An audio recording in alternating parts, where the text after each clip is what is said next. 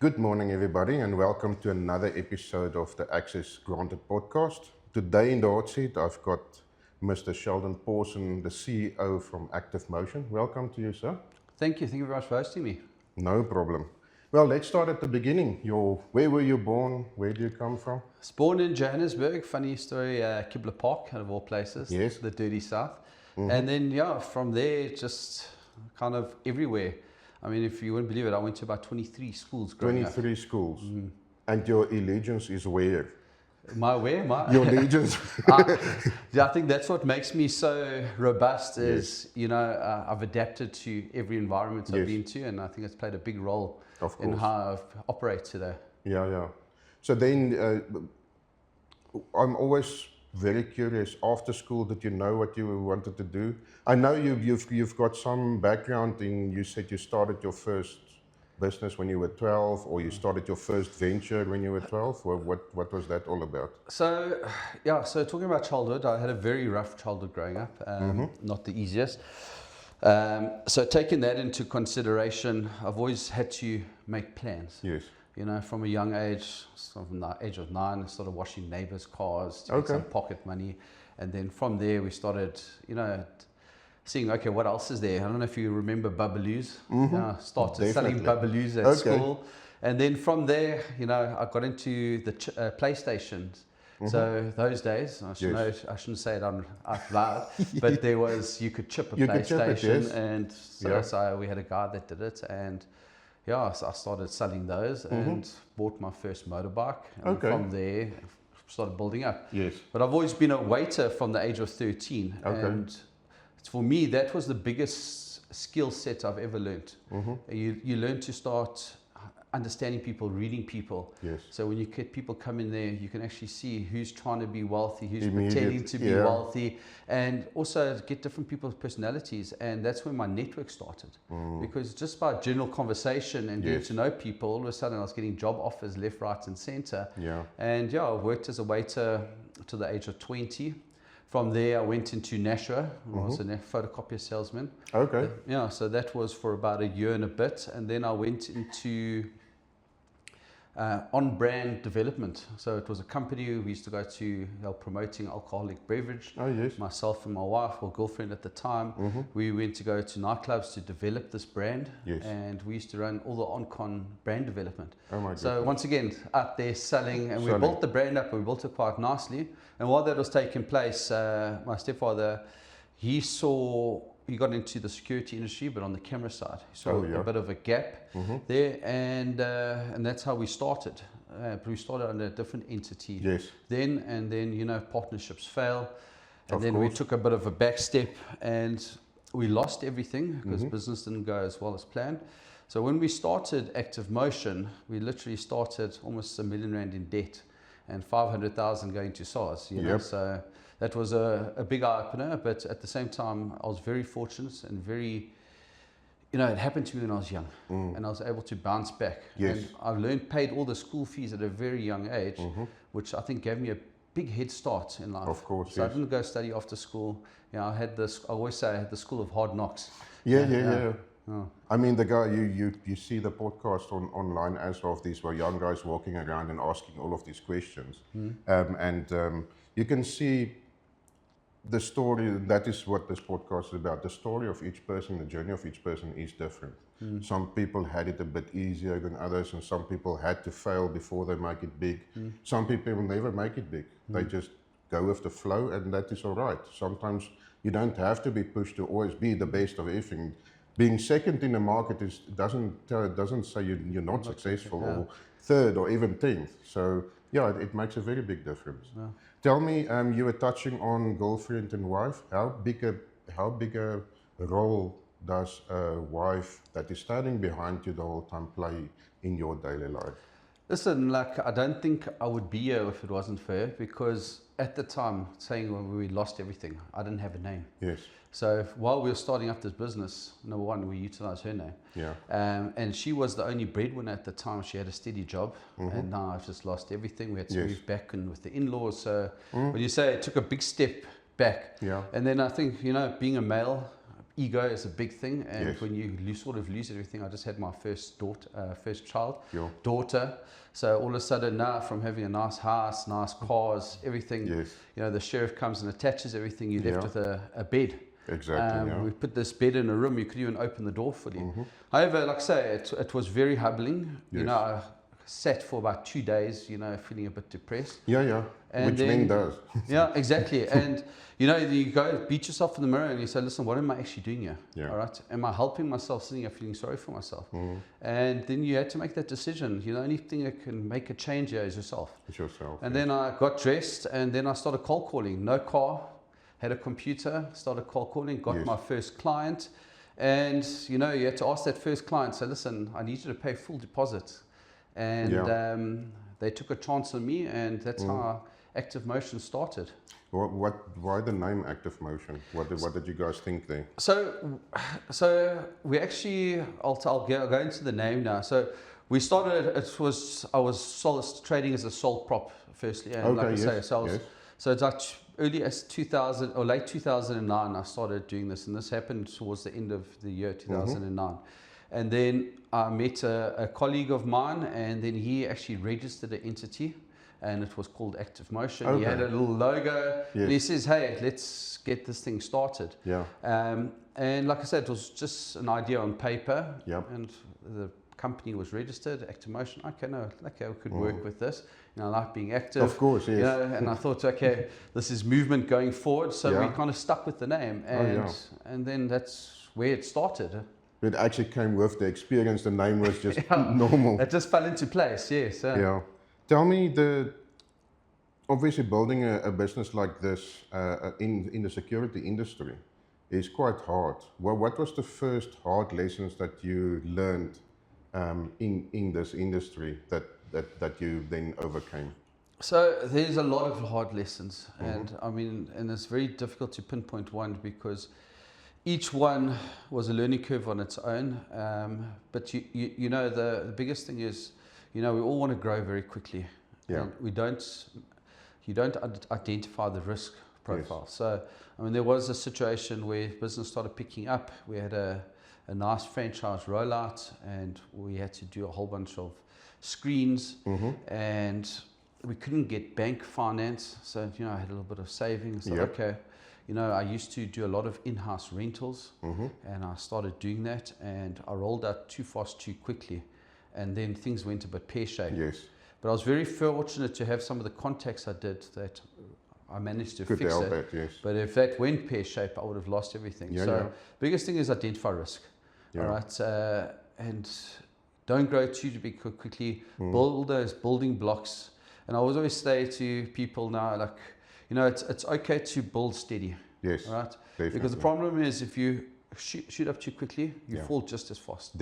So, and I just learned now, you know, slow and steady. Sometimes where things get a bit hot, you get a bit of a plateau, but at least you can have that handbrake on. So so there's some advice there. I think the big thing that's coming out of that is that rapid growth comes with risk.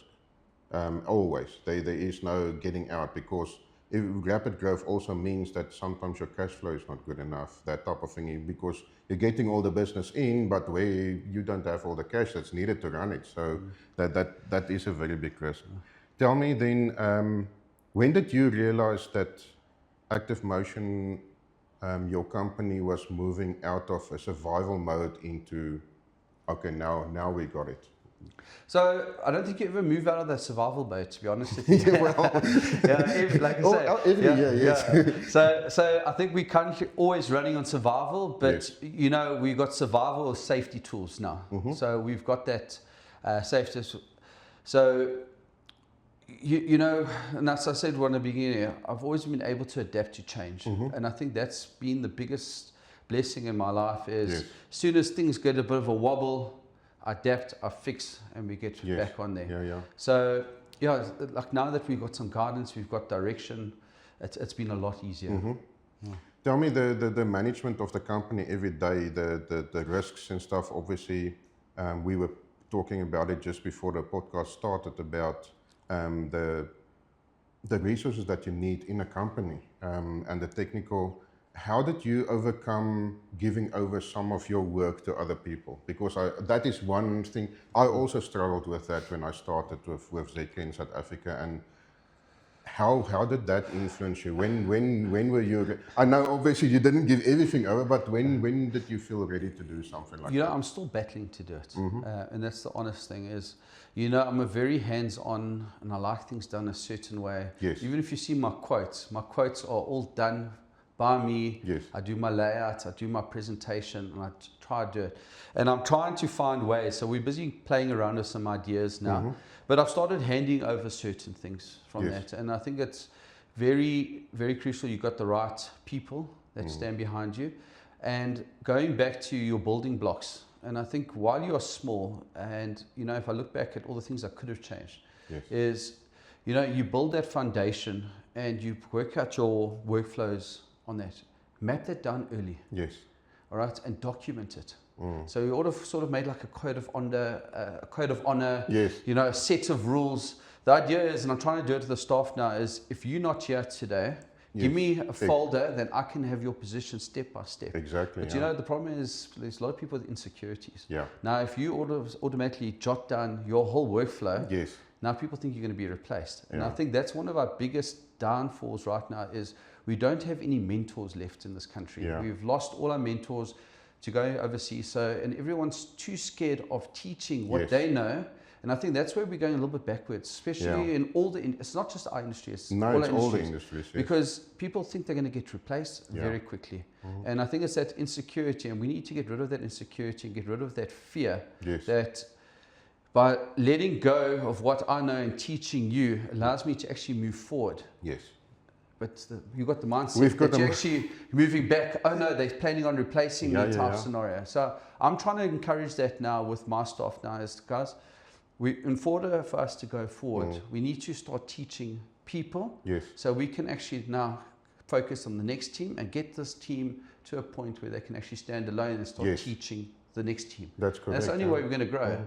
And we need to change that mindset with everyone. Of course. Not just our industry, but I think it's in every industry out there. What is the different things that you use to motivate your team? I think the biggest challenge as you get bigger, it gets harder to motivate. When you're small, it's easier because you see everyone on a day-to-day basis. You have conversations with them. You've got a lot more time. As you get bigger, there's more pressure. So you start spending less time with people, then you start to get them to, you lose that personal touch. Yeah. So, and I've started over the years and identified it as we got bigger, we started losing our culture, which was very important for us in the beginning. Yes. So one of our objectives for last year and this year is how do we re-establish that? Yeah. And what we started doing now is, funny, so we started playing pickleball on a Tuesday. So, it's something out of work, guys come out there. We did it for our year-end function last year, and my staff at first, they're like, what's this white man sport? Yeah, exactly. They don't know what to do about it. And let me tell you, they came there and they had the time of their life. Exactly. Yeah. Now, all they want to do is play it. And every Tuesday, we started doing this now. Yes. And, we started sitting around the table again, not in a work environment. And your staff actually start seeing you human too. Exactly. Yeah. Right? You start sharing stories they can relate to, and that started building a sense of culture again. And our motivation now, we're bringing in a whole bunch of incentives, and we're talking about mentorship. We're talking about that, and I've started over the last, let's say, 6 months, is just having conversations with different CEOs and different businesses, and ask them the same questions. Yes. And just to hear different perspectives from them, what they've done and what they're planning on doing. Then I talk about what we've done. Yeah. It's been great. I mean, yesterday I had a conversation with someone in the restaurant industry, and he gave me some incredible ideas how he manages his staff time and incentivizes them, which made me start thinking, okay, we can start implementing that. Yes.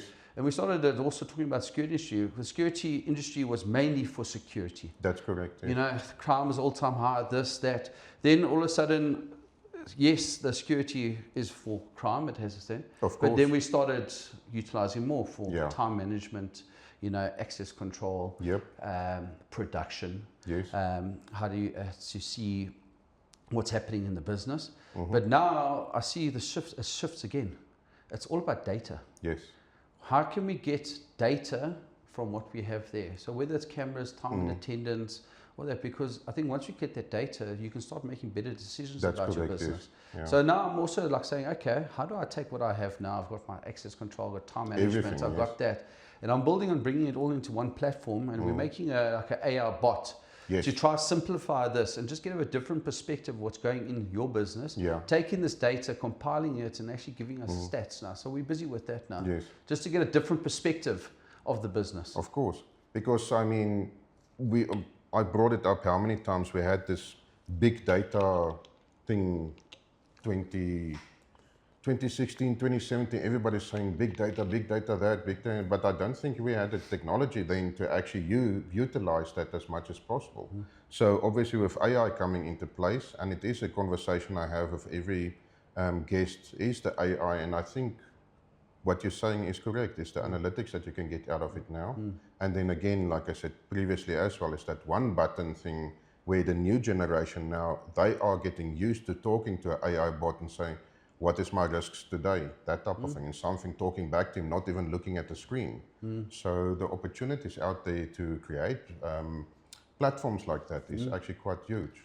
AI is a very powerful tool, and the more you're starting to utilize, the more the better it actually becomes. Yes. I mean, I've created in my ChatGPT, I've created like a board of directors. Yeah. So, and I tell them, you need to be honest, give me different perspective. If it's a crap idea, question it, get it. And like I say, being at the top there's not many in my company I can say, listen, these are the issues I'm battling with. Yes. And who do you talk to about it? You can't exactly go talk to your competitors because they'll say, oh no, that's a weakness type scenario. So I run through these scenarios. Sometimes it's absolute bull. No, of course. But it's you running these things and you're just getting a different perspective. Yes. So you wouldn't have thought about it, but once again, you're feeding it data. Yes. And it's giving you output data. Yeah. That might not make sense now, but actually makes sense later. Exactly, yeah. But it makes you think. It makes it that extra step that we didn't have previously. Now we can say, okay, how do I start this? Because it was always difficult to sit there with pen and paper in front of your PC and say, I need to start a business plan now, or for the next year I need to have a product plan. Where do I start? Because we don't always have all the information at the tip of our fingers to start a plan. But now you've got that tool to tell you, okay, let's have a look at this, and you can actually scrum with it and have that conversation. Yeah, so as I said, it's a very powerful tool, but it's also the same thing, it can be very dangerous. Yeah. Because, and I see it with a lot of people, and even some of my staff, they just throw everything into ChatGPT and they assume it's the right answer. That's the problem, yes. All right, so I think it's great. Yes, it's great, it's smart, but I think it's only as smart as what you tell it to do and where you want to go. Yeah. So, and I say, if you want to use it for a business plan, be very careful. Yes. I think what you do is you ask him, what is the stepping stones and the guidelines to build it? Yes. Understand that first, and then you dive into each one, and then you analyze each one. And I say you focus and you build on that. Because if you just throw it into a chat and say, okay, I've got a business plan, you think that business plan is going to work off the bat, you'll get a very big wake-up call. Exactly, yeah. Tell me, if we get back to the market now in the security industry, what would you say is, from your perspective, what makes a company just an installer, and when do they become an integrator and a solutions provider? So I think it's a good question, because I think when you start obviously you installer, and now all of a sudden you're focusing on cameras, and then the problem is if you just focus on cameras and installing cameras. If you look at our biggest competition right now, is funny enough, Takealot. Oh yeah, of course. So that's when we said, guys, okay, we can't compete against the likes of Takealot and these online stores. I don't even market CCTV, to be honest with you. We don't do any marketing for it. I think the market's so, I would saturated. Say saturated. Yes, that's the right word there. So how do we differentiate ourselves? So we'll say, okay, cool. What is defined roles, and where do we actually want to play? So we'll target more on the access control, because you need a better skill set. We'll focus more on the time and attendance. And then I actually utilize that as my door in to access a full turnkey solution. So that's where we decided, okay, so how do we change our approach? So We do the marketing on for that, and you find out now you're going into a new building and you're seeing them for access control. Yes. And being the salesperson I am, and I just identify opportunity. Exactly, yeah. And I sit with the clients and I open and say, hey, who's doing this? Who's doing that? Who's doing that? Yeah, yeah. You know, right now we can offer you all of this and tick all the boxes. You have one service provider and we can do the full turnkey solution. Yes. And that's how I'm selling, and that's how I'm working with these bigger clients. Yeah. And we're integrating everything into one platform. Tell me, how much of the market at the moment is driven by the end user and not they telling you what they want in instead of you telling them or giving them guidance? So every end user now is a security expert. Yes. And I think it's the help of ChatGPT, all Of these course. online videos. And I think things are getting a bit simplified. Yeah. So if you look at some of the alarm systems now, you just scan a QR code, it sets it up. Exactly. Yeah. You know, it's taking business away from us because it's simplifying.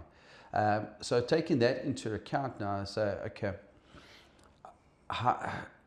with the end user, they think they know what they're doing, and I don't cut them off. I always listen to what they say, and I work on their ideas, and I say, okay, I like where you're going with this. Yes. All right, and this is great. What if we take this and we build this and this and this onto it?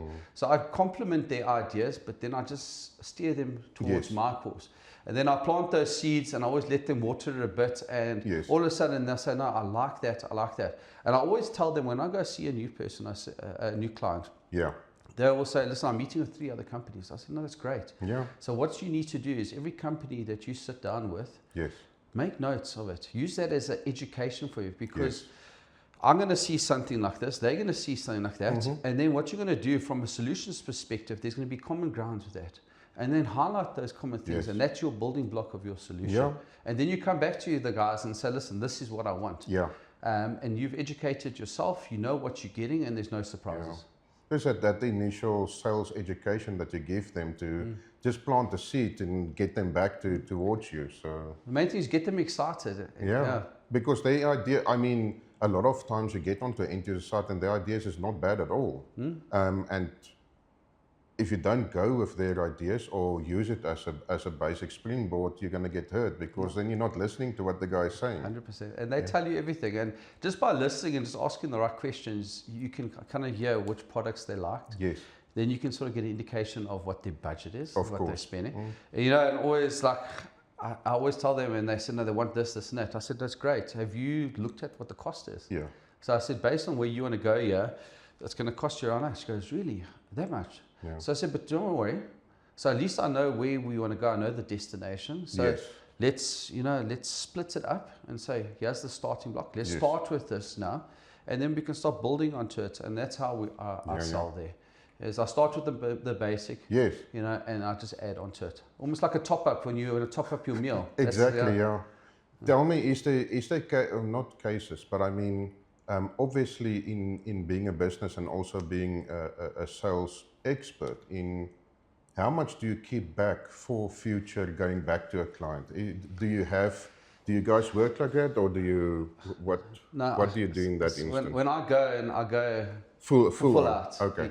You know, and I use that time with the client, and you know, 9 times out of 10, when I sit with the clients, we don't actually talk about the solution. We talk about the business. We just talk about day-to-day things, and we talk a lot about business.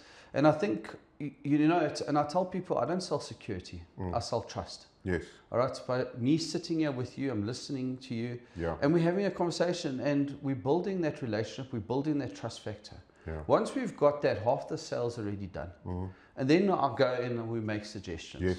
Yeah. So like I say, once you tick that first box, the rest of the sale is easy. And I can also see the end users and even me traveling around to installers and integrators like yourself. Having the face-to-face meeting is imperative in South Africa. People always saying, no, it's so easy to do online sales. Yes, we understand there is probably a market for that, for your DIY guys or whatever.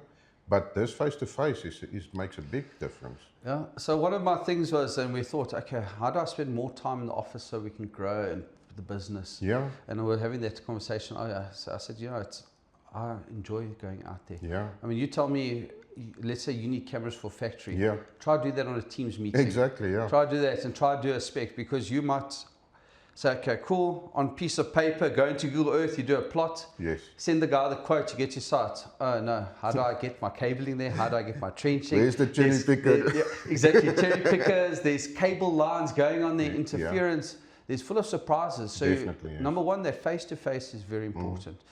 And so say understanding the clients. Then the hard part is making the solution work and seeing all the obstacles and overcoming those obstacles. Yeah. And I think it's also saying no sometimes to an end user is because you get, I went to a meeting the other day and the client tells me that these days he gets a lot of quotes from end users and say, you do the same quote for me. I want to see if you're better.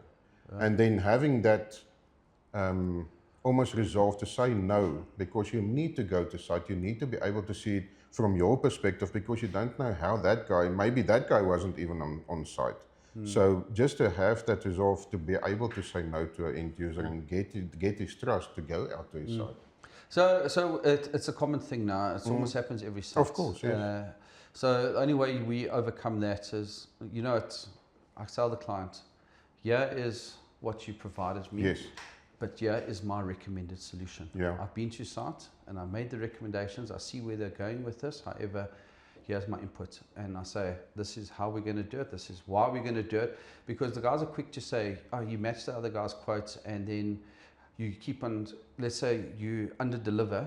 Yes. And then the client's upset with you, but you say, but you told me to speak to it. Yeah. You told me to quote that. Exactly. So I always protect myself and say, so here is what you've requested. But here is my recommendations. Please refer to my notes as the points there, because we made valid points for that. So just be careful of that. So cover yourself. Yeah, exactly. If you're looking at the market at the moment, the different products and product categories that we get out there, is there one or two that you think will not be here within the next 5 years? Not totally missing, but I mean, people will move away from it. So and I'm sure you've seen it, the biometric side of things and the card readers. That's correct, yes. People are moving with facial, retina, they're looking towards that scenario. So, they're looking towards that. So, I mean, biometrics since COVID, it's always been a hygiene thing. Of course, yes. Even me now, I shake someone's hand and I was never a germ. You're double thinking. No, you're double thinking, and then at the office, I don't have biometric readers. We don't do it. We don't have it. Everything is facial, and it's all ZK. Thank you very much. And it's working great. And if you think about it, to go backwards, it almost seems wrong. Yeah. And I use that as an example. As facial recognition can be read from a distance. Yeah. It works, and it works very well. Yes. I'm eager to see what's still going to come out, but yeah. That is the big thing about this market now, and I think we've been in a very long lull at the moment where there is nothing new arising out of. Yes, the camera changer, you can have blue and red lights, and it can do very good picture at night, biometrics, facial, whatever. Like you say, I would love to know what's going to be the next big thing, because we've been very fortunate growing up and being in this market where fingerprint was, or the cards was in the beginning, and then all of a sudden, wow, and I can do fingerprint. Oh, yes, facial recognition. 2010, 2011, we started with the infrared facial recognition, then going to visible light, and we had such a big ball, and everybody profited from it because it was new technologies, but now it's a stagnant market when it comes to product and innovation. And I think the bottle cap is going to blow one of these days, and we're going to maybe see something new coming out. See, the innovation is still there, and that's why I said I like the facial reader, because I don't sell it as access control device or that. We sell it as a time and attendance unit. I sell it as an access control unit. And I tell you, these units have got cameras. Let's bring the cameras into our camera system. Exactly. So by bringing everything in together, all of a sudden they look at this facial reader and they see a cost of 10,000 Rand. But if you say it can be utilized for this, utilize this, and you break that down for them, all of a sudden it makes it look more affordable, makes it look more attractive, and we're ticking all the boxes. So it's all about perspective. And how you change the client's perspective of the device. Of course, yes. Now, if you move that back to business side, is how do you build your business to be a type of chameleon in this market, to be different a different provider for each level in the market. So remember, chameleons blend in. You know, we want to stand out. You want to stand out. We want to stand out. So you want to be the turkey in the room. 100%. Yeah. You know, I want to be the disruptor. Yes. You know, and I tell people I don't sell security. I sell tailor-made solutions. And all my clients, they'll come to me with problems, and that's what I like. And say, okay, how do we solve this problem? And I think, you know, it's if you tick all the clients' boxes and you put a full solution together, and that's what I said, I still sell trust. Yeah. So once I get that trust there, they'll go with anything I say. I've got clients now that will tell me, Sheldon, we're opening a new store here. Yes. Go install it. Yeah. They don't ask me to quote. They don't ask me to do anything. They just tell me just go and install it. Yeah. Do it. And that's why I said the trust factor is so important. Yeah. I can go do all of this now, and they know at the end of the day they'll get good product, good value, and the solution is right. I've seen also when I was still doing sales to end users, it was not a challenge for me anymore, because all you needed to do, build the trust, and then you can sell him any solution that you know is going to work in his environment. You're getting up to a point, a relationship with a client whereby your competitor will walk in, show them a product, and then they'll phone you immediately afterwards to say, what do you think about this product? 100%. So I like to say, call myself, for some of my clients, I call compare to myself as the Ray Donovan. Yes. Yeah, they'll phone me with any problem. I mean, I've got clients that say, hey, I need to register my solar system. What do I do? You know, I need to do this. And I'll tell them and say, yeah, do this. And I'll always get back to them and say, listen, this is what the other guys are doing. This is what we're doing. You know, and I'm always eager to help, because I'd rather prefer to be the go-to guy for everything. Yes. And I tell them, if I can't help you, I'll get back to you on saying. Yeah. And I'll always get back to them. That's the important thing. And they know they can rely on me. And this is what keeps my client my client. Of course, yeah. Tell me, I've asked this question to the distribution guys that was on this podcast before, but from your perspective, what is the advantages of having security distributors in our market? From what would you say is an advantage for you to have distributors that's also behind you? So convenience is number one of them. Support is another. But you know that, and I've raised this a few, especially on LinkedIn, is, you know, some of our suppliers, distributors is becoming our competition now as well. Yeah. And I think it's all due to COVID, because everyone's in survival mode and thinking, how do you survive your business? Yeah. And then they start the online stores, they start this, and you know, we're all fighting for GP right now. All right. So as I said, the hardest part about a sell now is if I quote on a camera, an access control thing, first thing someone does, they go online. Yes. They check your price, they check online price. Right. So it's getting harder and harder to sell. So essentially, we are selling labor, we're selling solution. Yep. So distributors, as helpful as they are, it can also be a big thorn in our backside. Tell me, if there's a product at the moment that is standing out for you that you can see where end users are now literally going, wow, is there any product in the market that you can think of? Can be anything. Yeah, so there's a few products out there. I mean, like I say, and I'll talk about Ajax. I think Ajax is doing very well for themselves. Definitely, yes. They're building a very good product.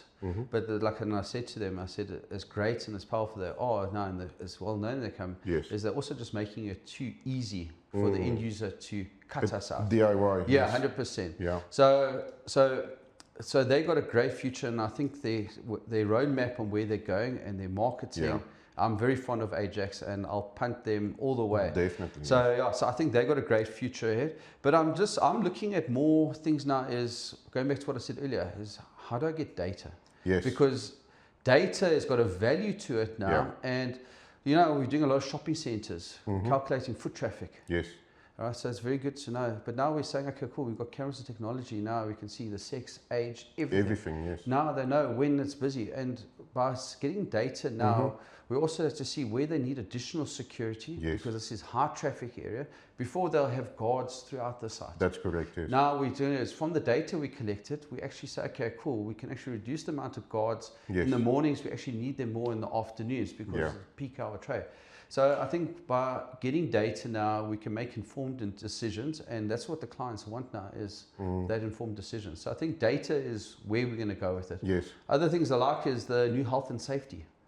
Identify risk on site. That's where correct. People are Yes. walking on The site PPE, without yes. safety Yeah. equipment, and I think that's also a big game changer. Yeah. It just gives the health and safety people extra eyes out there. And it's an extra market.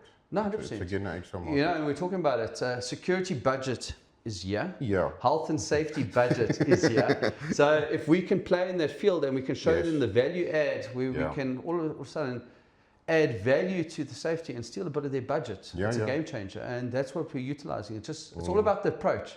You adapt. There's a lot of change. You adapt to change and change your approach. Yeah. Of course, yes. The obviously now, what we've seen a lot these days is the future of, or the immediate future of the security industry is obviously integrating with each other, because not everybody can reinvent the wheel. It does not. It doesn't help that anymore.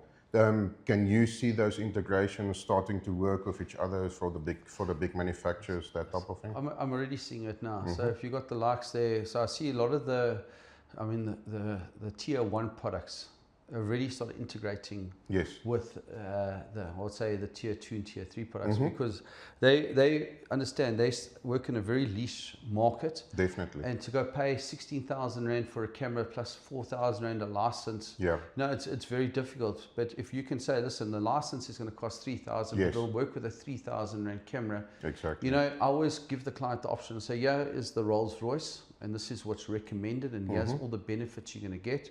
However, we understand that doesn't fit your budget. So we've got an option is we either split out in different sections, or we can utilize this and we can put a tier 2 camera or tier 3 camera into the mix. And then what we do as budget comes along and as we upgrade, then what we do is we take all the tier 2 cameras and we move them into the low risk areas, and we put the new cameras as budget allows in the high risk areas. So they're not losing money, we're just repurposing the cameras as they grow. And people like that, because the longest thing is if you waste money, you know, it's a big, you know, it's frustrating, you know. And the worst thing is also get buyer's blues. So we say, okay, how do we tick all those boxes as well? Yeah, I think those buyer's blues happen every year to me after Black Friday. So you think it's a special, but it's not really a special. No, it happens good marketing, every day. Every day in our market it happens, because it is so easy to sell security in South Africa because of the country that we are, unfortunately. It's not that bad, but at least it makes it easier for us to sell. But now with competition coming into the market, what would you say is the total? You say you want to be the turkey in the room with all the other chameleons and all of that. What would you say makes Active Motion totally different from the rest of the guys? So you know, and I was, like I say, talking to a client yesterday, is what makes us different is if you meet my staff and you interact with them, you'll see that there's just a different feel when they walk into the room. And we try to coach them from the bottom, is when you walk in, how do you introduce yourself? All right. And I try to get them motivated. Some of the mornings I pay them this daily motivation just to get them amped and going, and I'll post things like that. Because the transfer of energy is very important. So we transfer our energy onto these guys, because at the end of the day, if I come see you and I get you all excited about your solutions, and a guy walks in and he goes, hello, I'm here to fix your cameras. You know, it changes the whole appearance. It does. He's saying when my guys walk in there, they're smiling, they're happy, and he just says that persona carries on throughout the company, and the follow-up call. And he says, I must compliment you on that. So that's where we try to do it, is what makes us different. If you look at my signature on my emails, you know, my job title, you know, I say chief cook and bottle washer. And we've got little characters with us and superheroes. Exactly. You know, we try to do things that make us stand out, rememberable. And that's a good icebreaker in every meeting I have. When I had them in the business card and they see chief cook and bottle, and they're like, how did you get this? And, you know, it's not business. You know, they're just trying to find out, how do we relate to you? And you start the conversation with a laugh. And I think that's the big thing, is how do you carry that throughout the whole transaction? Exactly, So it's mostly about company culture. But having that culture and having the energy flowing through the whole time. Yeah. Moving into the mentoring stage of this podcast, we've got a lot of young people out there that is jobless, do not have anything. What would you tell those guys out there to get them into the security market? How do we make this market sexy for them? Listen, if you look at this market, and you know, I think there's three necessities. If you buy a property, a building, you know, first thing is guys look, is there power, backup power? Is there water? Is there backup water? Yes. Third thing is there security? All right. So we've got a very niche market from that perspective. And I do think our biggest thing is we got a lot of unskilled workers that, I mean, you and me have had these conversations many times. And, you know, we try to do mentorships, and going back to what I said in the beginning is people don't want to share their knowledge. So the biggest thing we have to get is how do we get to that point to share? And we're talking about different strategies now. And I think guys that are out there that are looking to get this industry, you know, reach out to the likes of ZK, all right? And, you know, let's see how we can empower them, and let's see how we can teach them, because we need good skilled technicians. So many people that I've asked this question said, well, we need to make the change. It is us that need to make the change and actually get those guys in. We don't know from which backgrounds they come from or anything you do. You're not supposed to worry about that. Just give them a chance and to show them. The guys will play each other out and get it done. Look, it's easier said than done. You know, it's unfortunately, if you look at any company, their biggest downside, if you speak to any director, and their biggest headache is staff. Yeah, of course. You know, with staff, it does come headaches, but also comes joy type scenario.